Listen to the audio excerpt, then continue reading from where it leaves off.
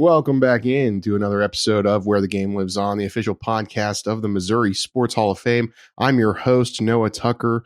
Unfortunately, today we are not joined by President and CEO Byron Shive. He is on his way out to California for some PGA Korn Ferry Tour winter meetings. But I have the privilege of being on the podcast today, and I am going to be joined with a very, very special guest, somebody we've been looking forward to for a while, one of the latest inductees of the Missouri Sports Hall of Fame, Mr. Kenny Wallace, sir. Hey, I'm happy to be on your podcast, Noah Tucker's podcast. That's what we're going to call it today. That's what we're calling it. Okay. All right. You said it, not me. But this is not unfamiliar territory for you. You obviously are very, very well into the media world and are always doing different videos and looks into what you're doing. So you're always on the podcasts or on the next thing, the streams or anything, aren't you? I really am. And, that started back in 2009. I learned of this little thing called Facebook, and I thought it was for children. And I had a friend up around Boston. He said, "Oh, no, Facebook's not for children." And I was really one of the first athletes really to catch on. And that is what has made my career so successful, is that I caught on to social media way before anybody. And that's well documented. That's just truth. That's not a statement. So, as our social media director here at the Hall of Fame, I can tell sometimes when you specifically will post something and tag us in it, because it's very typical for us, right? If we announce some inductees, our social medias are blowing up, or if we just come off of an event, there's a lot of interaction and everything. But if it's just like a random Tuesday, and all of a sudden my Twitter's just going bing, bing, bing, bing, bing. Like, Kenny must have done an update video and tagged us in it. That must be what that is. But no, let's get to that though, before we get to all the other things we can talk about. Obviously, here a few weeks ago, we were up in St. Louis and you were a part of our 2023 induction class. My goodness, there was just so much I'm sure that the days preceding or following that, you were probably bringing it all in, but now having a couple of weeks to really settle into the fact that you're a Missouri Sports Hall of Famer, what's that feel like? It definitely is an incredible honor, one of a lifetime, because the Missouri Sports Hall of Fame is the real deal. It's recognized by the St. Louis Cardinals. As you know, Adam Wainwright sat next to me for 2 or 3 hours or longer. When you get the great athletes, the great ones, I'm talking about Major League Baseball Hall of Famers that take out days to come to the Missouri Sports Hall of Fame. That tells you and reminds me that this is the real deal. I think all Hall of Fames should be recognized, but there are some that are just bigger. And the Missouri Sports Hall of Fame is the granddaddy of them all in the Missouri area. So that's what specifically really got me. It was like, damn, this is the real deal. And so, when they called me, I said, "Oh, do you need somebody's phone number?" Because I didn't think I was worthy. And so it was really, really nice and really heartfelt. So much to where I have my ring coming so I can put it on for nice dinners. Absolutely. Yeah, we'd love to be able to do that for our inductees too. We hear a lot of stories like that whenever we, I shouldn't say we, our president, Byron Shive, he's the one that gets the luxury of getting the list of inductees from our selection committee.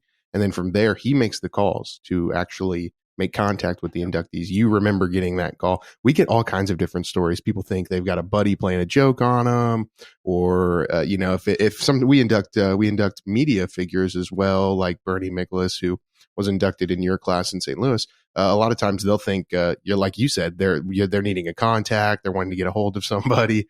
But yeah, it's just a real moment for a lot of people.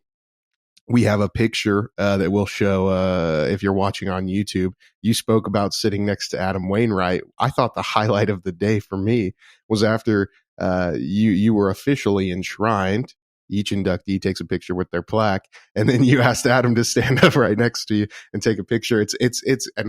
I am already saying it's an iconic photo of the Hall of Fame with our president, Byron Shive, yourself, Adam Wainwright, standing right there with your induction plaque. I believe it's equal to when you hear a lot of Hollywood actors or actresses. You take Jennifer Lawrence, who has become an incredibly famous actress. She's a young lady, and then all of a sudden she sees somebody that she admires, and she goes like, oh my God, there's Beyonce. And for me, it's the same thing. I admire Adam Wainwright immensely. He's one of the look. We're just lucky in St. Louis that Adam Wainwright played for the Cardinals, 200 wins, the third most wins in Cardinal baseball history. No doubt, two-time World Series champion. And he's my style of guy. Adam Wainwright is a very, very successful baseball player, and he's very serious when he's on the mound. But what I really like about him, and I did say this, was that when he's in the dugout, when Adam Wainwright is not pitching and he's in the dugout, he's fun. And, they catch it on the broadcast, and, he's just a load of fun. So I really admire, he reminds me of me, where people always say Kenny Wallace is funny, but there's that balance, where when I get in the race car, I'm super serious. And when I'm not in the race car and I'm having fun. So I just really admire Adam Wainwright. So yeah, I was not going to let that pass. I thought about it, and I said, oh my gosh, Adam, would you please get up and take a picture with me? So I didn't want to be so shy that I let that moment go by. That was a special moment in history for me. I don't even know if I'll probably never see Adam Wainwright again. So and that was my first time meeting him. So here I am, 60 years old, and it's the first time I've ever met Adam Wainwright. Yeah, also obviously a highlight of that day.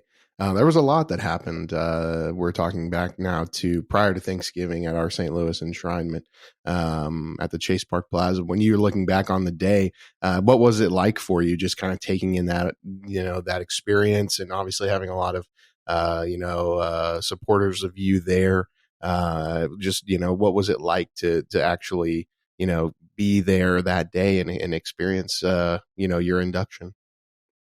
Well, when I understood the gravity of the occasion, it was not a normal deal. Basically, it was a celebration of my life accomplishment. So, here I am, Kenny Wallace, 60 years old. This big organization says that I matter, and we grow up as children, then we become adults, and you're like, God, does my life matter?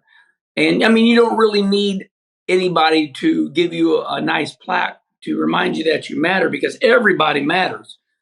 But, I'm an athlete. I race cars, and I race them a lot. And so to be awarded, something like that from the state of Missouri, which is my state. And, so first thing we did was call my mom. She's 86 years old, living down in North Carolina, because she moved down there when all of us boys moved there. My brother, Rusty Wallace, my brother, Mike, myself. So she just stayed down there. And I moved back to St. Louis because that was always my plan. So having my mom at the enshrinement, having my wife, all my children, it was a big deal. And then just watching all the other great athletes or media members get inducted. I learned a lot. I met a lot of new people. I have a lot of respect for everybody. And man, it was a packed room. It was a very big venue, beautiful. Chase Park Plaza is pretty much the nicest hotel in the city of St. Louis, outskirts. It's well known, it's high end, and it was just really, really nice. Good deal. Yeah, I'm glad that it was a special day for you, and we got that sentiment from a lot of our inductees as well. I'm curious, not to put words in your mouth here, but I think one thing when people reflect on the day, of induction that really stands out to them. And I won't name drop any of these people. You can mention all of the individuals that were on your video, but I'm referring to the induction video that plays before you give your speech. You obviously had some lifelong friends that were on your video and spoke on your behalf. What was that like to be in the moment? And you're getting ready to collect yourself to give your induction speech, and before that you have to sit there and listen to all these people speak about the impact you made on their life and what it was like to be around you as you were doing what you do best. Well, obviously, the one that everybody was raving about, even Adam Wainwright, because we sat next to each other, he looked at me. Adam Wainwright looked at me and goes, "Wow, that's big."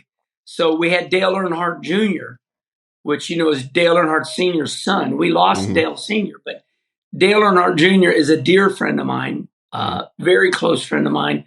And it's weird because it's kind of like, I see Dale Jr. as a child, but now he's grown up, and I just knew him as a kid, right? And it's kind of like Kelly Chase knowing Wayne Gretzky, right? So for the St. Louis Blues, Kelly Chase is just really good friends with Wayne Gretzky, and it's like, damn, that's big. But Gretzky has got his wife, I guess, and all from St. Louis out there, and so kind of that's the way it is. So Dale Jr., of course, my Missouri Sports Hall of Fame brothers, my real brother Rusty, who I love so much, and then my dear friend, which basically I call him my other brother, Kenny Schrader.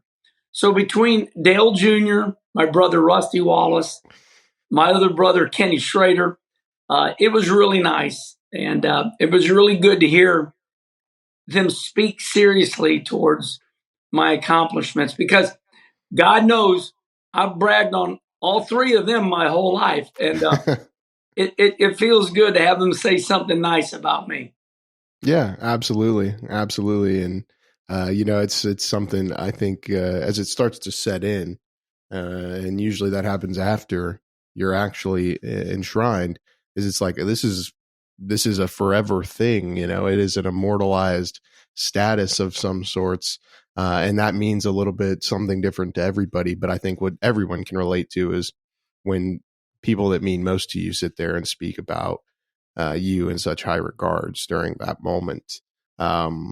You're obviously, and one thing that's unique about you is, in the program or in your inductee profile that we'll have here at the Hall of Fame, obviously we talk about your time in NASCAR. And then beyond that, you become a personality in the world of analyzing, auto sports. But you still are super active nowadays. You had a busy weekend even there during enshrinement, where you actually came here to Springfield, where the Hall of Fame is located, and you were competing in the Turkey Bowl, right, at Springfield Raceway. So you still do a lot of racing to this day, yeah? So my career is really unique. And I recognize that as an older man now. So I raced in the highest form of motorsports in America or even the world. So, 905 races in NASCAR, whether it was the Cup Series, the Xfinity Series, or the Truck. So I had this whole career in the highest form, right? Kind of like Major League Baseball, NHL, NFL, NASCAR. So I had this whole career. Well, when I started getting to be a little bit older, Fox Sports out of Los Angeles, California, the same Fox Sports that carries, NFL Today or, Terry Bradshaw, all the big boys. And they called me and they wanted to know if I would please be with their very first broadcast. And I didn't want to do it. I was 36 years old. So I turned down Ed Gorn, who was the president of Fox Sports. We're talking Dallas Cowboys versus the Philadelphia Eagles, Fox Sports, Yeah. And I turned them down. I said, I'm not ready. Then years later, I called them up and I said, okay, I'm ready. So my career got extended because I went to work for NASCAR on Fox. And I was on national TV every single week. and my head would show up on your TV screen every single weekend on Fox Network.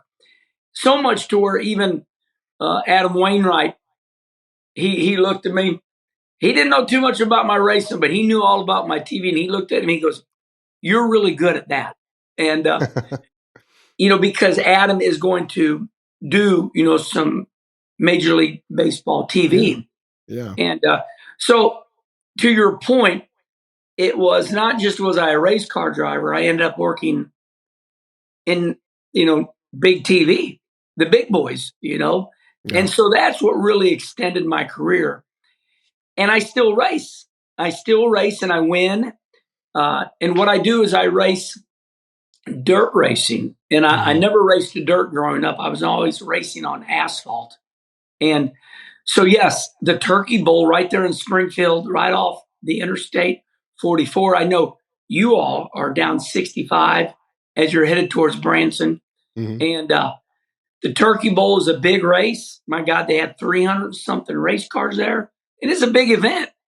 And so my buddy Jerry Hoffman, who owns the racetrack, owns the facilities, he asked if I would come race this year. And I said, I'll be there. So I had sold my car and bought a new car. So I was in between. So they had me a car. We got home about 11 o'clock at night and got to bed and woke up. And you were the first inductee there on Sunday too. I was jacked up, baby. Oh, I love it. I love it. Bring that energy, man. That's awesome. Now I'm curious. I'll ask this briefly. Making that transition, you said growing up, you always raced on asphalt. What's the biggest difference between racing on hard surface, racing on dirt? Dirt is controlled chaos. You're constantly out of control. You're sliding, and you got to really know about where you're going to slide to. And you're really, when you race on asphalt, it's wide open, you let off, you use some brake. Wide open, you let off, you use some brake. Well, dirt racing, you're in the gas, not always wide open because the wheels are spinning. So you're really, there's a string from your brain to your hands, to your butt, to your feet. It's like dirt racing is like playing the piano more so. All racing is like that, but dirt racing is more so because, like I said, you go through all these changes where the dirt's real muddy at the start, then it becomes a lot of friction, real cleaned up, then it gets super slippery. So we go through a lot of big changes on dirt racing, but it's one of the biggest forms of racing in America, and they're paying a lot of money to win these dirt races. We just had one that paid $1 million to win in up above Indianapolis. It was called Eldora Speedway, very famous dirt track. And these things pay $100,000, $200,000. So it's like any sport. If you get inside dirt racing, you'll realize how big it is. It's super big. And but it's all pay-per-view. It's all like on all these apps, and that's where all the money's at now. Everybody's on apps. Yeah. And whether it's NFL or NHL, and so all this dirt racing is on apps. It's not on national TV, so some people don't know too much about it, but it is an underground big success. Dirt racing is. Yeah, and you speak on it being on pay-per-view and whatnot. I'm sure that the people in that world are greatly appreciative of somebody like you, who is probably one of the biggest self-promoters I know in terms of your following on social media and the ability to just utilize it around what you're doing. I'm curious. We talked earlier about whenever you're posting stuff and you tag us, you're always blowing up. Do you have a name for your followers at all? Like sometimes I hear different. Is it the Kenny Wallace Army or anything like that? Do they have a coined name? You bring up a good point. I don't have a name for them, but obviously I'm Kenny Wallace, and my nickname is Herman. Yeah. And years ago, there was a man in St. Louis. His name was Bob Miller, and he nicknamed me Herman the German because he was a big German man.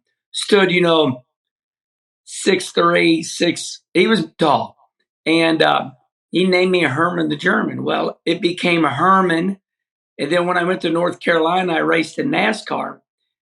Dale Earnhardt Sr. nicknamed me the Herminator.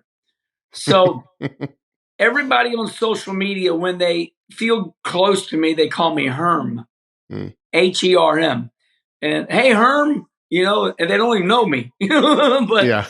but yeah, I don't really have a name for my army, but they're great people. They're really Yeah. good people, boy, and they're so good to me, and they do understand. There's about three of me, There's the guy talking to you right now. Then there's the funny character. Then there's the race car driver, Yeah. So Yeah. Well, and that's kind of how I perceive it too is, you talk about your time at Fox and doing that kind of work. I feel like you can know a lot about drivers and relate to their success on the track, but then you can even better yet put, a name to a face and really feel like you get to know the person behind the car whenever they see you in the studio and talking about what you love most. And I feel like that's where a lot of those people really felt like, not only do they know you for your driving, but they feel like they know you on a personal level in some sense. And you just you tap into that with your social media. You're always talking to your followers as if you're just talking to one of your best friends, we're going here this weekend and we got this big race and you can watch it here and we're going to be seeing if we can pull out a win. Yeah. So I enjoy being normal. In other words, I'm no bigger, no better than you. Um, a lot of people have this view. They have this opinion that some of us that have made it on TV, that we have butlers and people clean our house every day. Or, we're flying around in our Lear jets, and um, it's true to a certain extent. I did have an airplane. We do have somebody clean our house every 2 weeks, but man, we're all kind of the same. You know what I mean? We might have an airplane at one time. We might have somebody clean our house every 2 weeks because we're on the road. We're busy. Yeah. It's very, so, but we all are the same. Even though some people say we're not the same, but mentally we're all the same. It's just that, Adam Wainwright might make $20 million a year, but he's still there at the Missouri Sports Hall of Fame with his wife, his daughters. So yeah, from that standpoint, we're all the same. And I just try to make sure they understand that, because the fans can really feel like they're lesser than you, and they're not. They're not lesser. They're just fans. We're in the arena. We choose to be in the arena, and they choose not to be in the arena. And when you compete like we compete, you set yourself up for failure or to be picked on. And so that's what makes us different, is we're ready. Let's go. I'll fight with you. And so, yeah, I think that's where they get that vision. We're different. Yeah, that's an awesome perspective. And I tell you what, looking back at the St. Louis enshrinement, our staff here, we always get perspective of, different classes and different events that we have and kind of how the inductees mingle. And I really had a strong sense of that personable trait among a lot of our inductees that were there with you back in November. You all just seemed to be, having a really good time and interacting with each other. And it seemed like you guys just, were really enjoying the day. And I recalled you were sitting up there, as you mentioned, with Adam Wainwright. And I think Bernie Miklasz was also sitting close to you. And then professional soccer player Lindsay Kennedy Eversmeyer was also sitting there. She's a badass, by the way. But I was looking up there constantly, and you guys all seemed like you were just having a good time and laughing and making jokes, and really just had a good chemistry going between you all. We really were. I think one thing that we all have in common, it's kind of like the Nike phrase, just do it. So many people in life, they're so tentative. They don't want to do it. They don't want to fail. They don't want to make fun of themselves. But that Lindsay Kennedy, she's a soccer player, and she just does it. I mean, you can tell she's all funny, and she's like, "Oh, Kenny, my dad's a huge fan of yours." But I never knew her, but when I got to know her and watch her video, I realized she just let's do it. She's an athlete, and she's got good height to her. And then when you talk to Bernie right there, I admire Bernie because he's the only one that would go at it with Tony La Russa, because he worked for the Post Dispatch, and there's pictures and videos of him going at it. So the one thing we all had in common up there that I really understood is we all just did it. We didn't hide behind any curtains. In our careers, we did it, and I think that's why we were able to talk with each other, because you tend to have a little bit of respect for each other because they went out there and did it, and they didn't hide, they weren't shy, and I think you can talk to people like that. Yeah, absolutely. And speaking on Lindsay Kennedy Eversmeyer, and just that go do it mindset. She was known in a big regard for being a female athlete to break the barrier of a men's professional soccer sport, which is like, sometimes that's like, but that's the epitome of what you're telling me, obviously. And I think that's really cool to see that reflected and see the interactions that you guys have, and the mutual respect too. Right. Yeah. But congratulations again to you. Thank you. If I haven't mentioned it, as we've been sitting here on the podcast, inducted as a member of the Hall of Fame on November 19th, forever enshrined alongside your brother and induction brothers, as you say. But what's next for you? What do you got going on here in the near future that you're excited about? Well, right now you caught me. I'm down here in Key Largo, Florida right now. Every once in a while, people say, Kenny Wallace, you're so hyper, so crazy, so much energy. Where do you get your energy from? I tell them I got to sleep. So, but 7 days down here right now on vacation, just me and my wife. She's out on the beach right now. And so we got the indoor race coming up in St. Louis. That's December 14th, 15th, 16th. That's an indoor race that is so popular. There'll be 30,000 people or more there, people from all over America. Because, there's not going to be bad weather because we're indoor. Yep. This is about the 8th year. It's been super successful. And then we'll go to Cabo for one more vacation with my whole family. And then Fun. We start back, here comes summertime, buddy, and we get it on. But we do go down to Florida in February, and I race my dirt car down there. Then that's the start of the Daytona 500, which is the start of NASCAR in February. Yeah. And, man, after that, it's pretty much, something every week. NASCAR came to calling for me. I took about 6 years off, and now I've agreed with NASCAR. I go back and I do about 9 races for them behind the grandstands, where we re-simulate what we used to do. What got my popularity was NASCAR race day, built by the Home Depot, which was like college game day, except for NASCAR. Yeah, we had 5,000 people. So I'm doing that now, but I'm retired, so I'm only doing 9 of them.